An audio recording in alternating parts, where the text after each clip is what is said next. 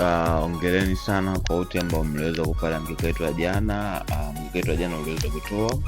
So guys, mambo vipi? Kama ni mara ya kwanza kabisa muungana nasi na umefungua video yetu, basi hii ni Gabdo Tech, basi kisha una subscribe. Na nikupe faida moja, kama ukisubscribe YouTube watajua kama wewe unapenda masuala kama haya, basi utaweza kupata video mpya kila siku.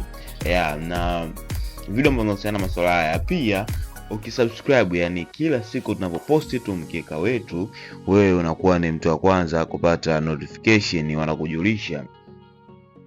Okay guys, sawa, ongeeni sana kwa wote ambao waliweza kupata mkeka wetu jana. Kumbuka nikwambie kwamba mkeka wetu una asilimia kubwa sana ya kushinda. So ukiupata hakikisha una beti, umeona au pia unaweza ukaedit kwa timu yote tunaona mashaka haya.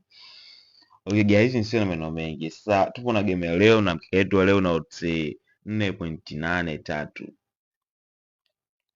ambapo hapa game ya kwanza ni game ya Siden with Joan Back. Hawa ni mwapa home or draw, nimempa double chance. So hii ni game ya kwanza. Game ya pili inaitwa Leading with Steven Nagy. Hapa nimeweka over 1.5 itoe magoli mawili kuendelea. Kuna game ya Al Ittihad, nimeweka over 1.5 itoe magoli mawili kuendelea, na game ya mwisho ni ya Shabab kutoka Arabuni huko, nao nimeweka home ashinde. So game inayofuata ni game ya Chelsea, nimempa Chelsea ashinde. Game ya Lyon, nimempa Lyon naye ashinde. So ukiangalia jumla hapo unapata odds 4.91 na booking code ya mkeka wetu ni hapa, ni 5G1G